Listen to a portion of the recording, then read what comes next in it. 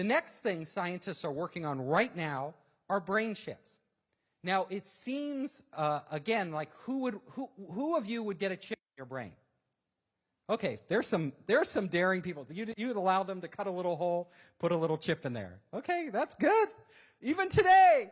Well, I'll tell you, a lot of people will get chips in their brain, even today, if they have medical problems. So people now, imagine if you're like Stephen Hawking, who recently passed away, and you don't have control over your body, but having a chip in your brain allows you to actually communicate with people better, turn off and on lights, control things, then it becomes very valuable. And they're working on this right now. So there are a number of startups working on this. Let me tell you a little about some of the experiments being done in laboratories. So right now, they have done an experiment with monkeys. Now, a monkey actually broke its back.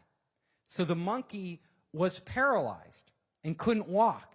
And what they did was put a chip in its brain, and then they put another chip after the break.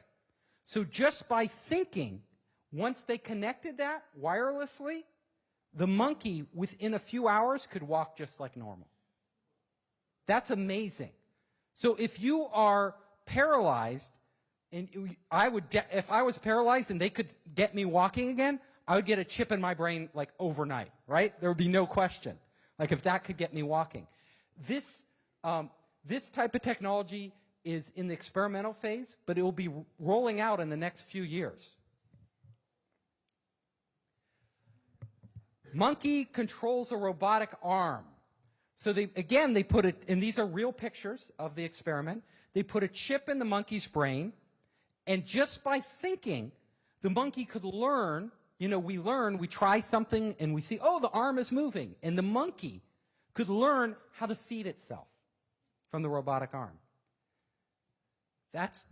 It's very interesting. They did another experiment where they put the monkey in a little electric chair, and again, just by thinking, the monkey could learn how to drive itself around. So it could drive itself all over the place just by thinking. If a monkey can do this today, I think I could do it. Maybe the monkey's smarter than me. I don't know.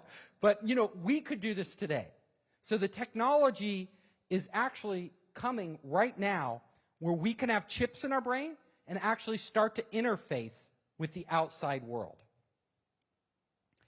They are using, there's a company in the Bay Area called Kernel, which is now doing experiments on people with disabilities who want to be able to do more and are willing to try the chip in their brain. So this will become more and more prevalent as time goes on, and many more applications will emerge. And I'm always interested in startups doing this. They did an even more interesting experiment. So at Duke University, they took this poor rat and they put a wireless chip connected directly to its brain. And what they did was they taught this rat how to get food. So they made it do certain things. And it took several weeks for the rat to learn how to extract special food that it really liked. Then they wirelessly connected this through the internet to another rat who had never been taught these things. That rat could get food right away. What does that mean? That means right now we have figured out how to successfully transfer knowledge from one living brain to another living brain. That is amazing, right? Imagine transferring knowledge from one brain to another. It's very primitive knowledge, right? Just how to do things to get food, but it's the beginning of what we're going to see. So the U.S. military, they are actually working on smart helmets right now. These, as you know, when you're in a battle, having a screen, they're doing overlays, different AR stuff, but there's voice is one thing, but voice takes time. every split second counts if you're in a firefight. When you're in a battle, you want to download and upload information quickly. They are trying to solve that problem. Again, it's so funny because the military contacted me and asked if I would help them, and I'm reluctant to do that because I like talking about everything. And it would be top secret, whatever they told me. So it's like, I don't know. I have a lot of ideas, but I don't want to know what you're doing because I only want to know it's public. So this is public. But how they're doing it is not public. And the different applications for it on the battlefield are not public. But I will tell you, the military, they pioneered the internet, DARPA, and now they are pioneering our interface to our brain.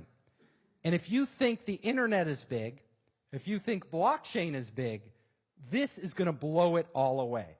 Because there's nothing bigger than connecting our minds to the internet.